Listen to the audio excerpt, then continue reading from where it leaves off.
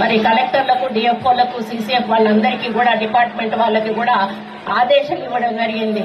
దాంట్లో భాగంగా ఈ రంగశాయపేట మరి junior college plus degree college ఆవరణలో మొక్కలు నాటడం ఈరోజు మేము ప్రారంభించడం జరిగింది. ఈ రోజు నుంచి కూడా ఈ కార్యక్రమాన్ని కొనసాగిస్తూ కేవలం స్కూళ్లలోనే కాదు, ప్రభుత్వ ఆఫీసులలో, అదేవిధంగా గవర్నమెంట్ స్కూల్స్లలో, ప్రైవేట్ స్కూల్స్లలో, అదేవిధంగా ఇండ్లలో, ఈ విధంగా అన్ని చోట్ల కూడా మొక్కలను నాటేటువంటి కార్యక్రమాన్ని మరి విస్తృతంగా ప్రచారం చేసి ప్రతి ఇంటికి ఒక మొక్కనైనా కూడా పెట్టించేటువంటి కార్యక్రమం చేయాలని చెప్పి మేము ఆదేశించడం జరిగింది. మేము ప్రజలకు కూడా పిలుపునిస్తా ఉన్నాము.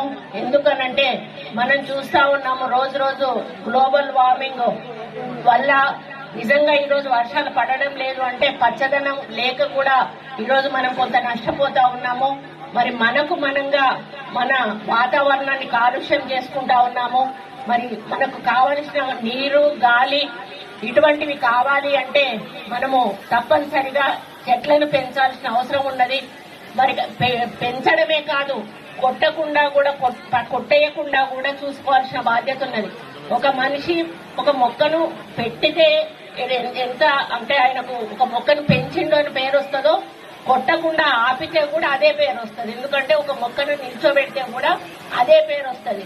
మనం చాలా రీల్స్ లో చూసాము, పెద్ద పెద్ద మొక్కలను ఒక మనుషులు పెంచుకున్నప్పుడు తప్పనిసరి పరిస్థితుల్లో అవి కొట్టాల్సి వచ్చినప్పుడు అక్కడ కొట్టేసిన దగ్గర వాటి మీద పడి ఒక ఆమె ఏడ్చేసి రీల్ ఒకటి నేను చూసి చాలా బాధపడ్డాను.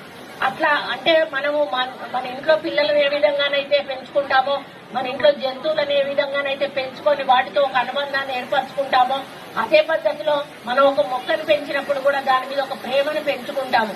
కాబట్టి ఇప్పుడు సైంటిఫిక్ గా మనకు ఎన్నో అడ్వాన్స్ టెక్నాలజీలు వచ్చినాయి. కాబట్టి చెట్టును కొట్టకుండా మళ్లీ రీప్లాంటేషన్ చేసే కార్యక్రమాన్ని ఎక్కువగా ప్రభుత్వం కాన్సన్ట్రేట్ చేస్తుంది. కాబట్టి ఈ రోజు మనకు మొక్కలు చాలా వరకు నరికే అవకాశం లేకుండా మరి ముందుకెళ్తున్న విషయాన్ని ఈ సందర్భంగా నేను గుర్తు చేస్తా ఉన్నాను.